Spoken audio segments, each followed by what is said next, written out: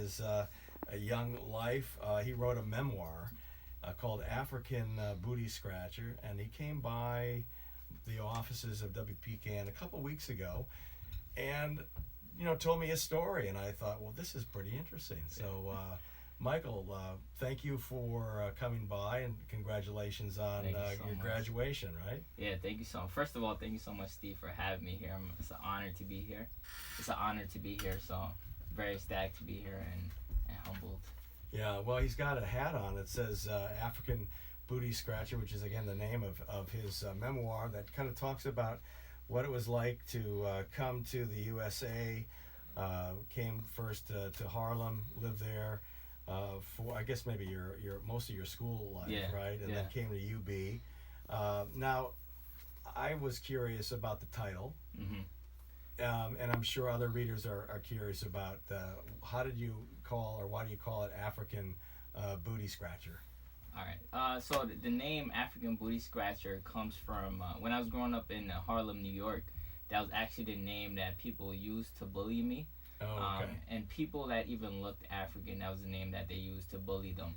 So I wrote the book because I knew it would resonate with a lot of Africans, and a lot of people. It's just an interesting title, so it's gonna make you want to read the book and wonder what the book is about. It's a beautiful illustration, by the way. Thank you so much. Who did that? One of the alumni from here. Her name is Denise Cook, and she did the artwork for me. Yeah, it's wonderful. Yeah, she's great. Yeah, and the logo, she did that as well? Yeah, she did everything. Okay. She's amazing. She came out of the graphic design department here? Yep. All right. Yep. So UB's making some great talents. Yeah, they have a good department for sure. We know them pretty well from that department. They're involved in some of the shows here. Now, I'm going to just jump forward because I know, being Americanized, coming over here from Ethiopia, it was, there's always like preconceived notions of what America's like. As you mentioned, like everybody has a job, everyone drives a beautiful car, everyone has a beautiful house. It wasn't exactly that way. Exactly. The people were a little different. I love your story about when you first got here, you thought every black person was going to speak, your native language of Ethiopia. But you've done really well. Your grade point was really, really high. You changed majors. Yes. To go into the business school here, and you've done some entrepreneurial things. So talk about some of your startups. Just like No Sleep was one of your companies. All right. So my freshman year of college, second semester of my freshman year, I became a resident assistant. And I was a resident assistant, and I had about like 5 jobs because the tuition is really high, and I had to pay my school off, and I noticed I wasn't getting any kind of sleep. So I wanted something to represent not only not sleeping, but not sleeping in order to chase a dream. So I started the clothing line called No Sleep with my friend Andrew. He's a graphic designer as well. So we partnered up, and we had these amazing t-shirts, and we were selling it around campus and stuff like that. And that was my first real experience with like starting a business. Nice. And how about some of the other startups that you worked on? So after that one, I ventured. The school has an entrepreneur center that they just opened up. So I'm involved in that heavily, and I had this brilliant idea for a Netflix for textbook.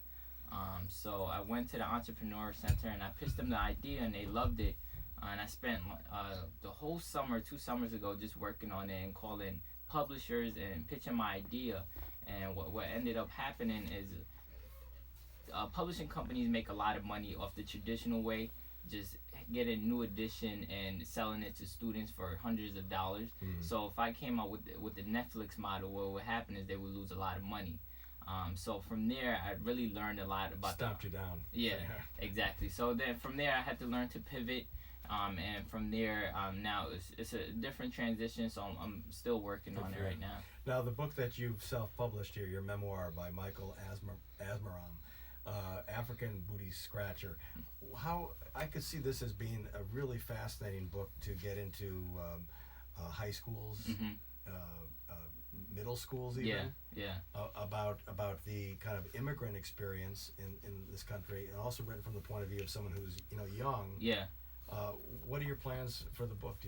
So my plans for the book is I'm trying to go on a speaking tour. So I've been contacting a lot of different university. Hopefully I'm going to be in UConn next semester speaking. I have a couple gigs lined up to go back to my old high school to speak. Do some motivational type speaking. Do some motivational kind of speaking. Good for you. Yeah, because I want people to know my motto is turning pain into profit.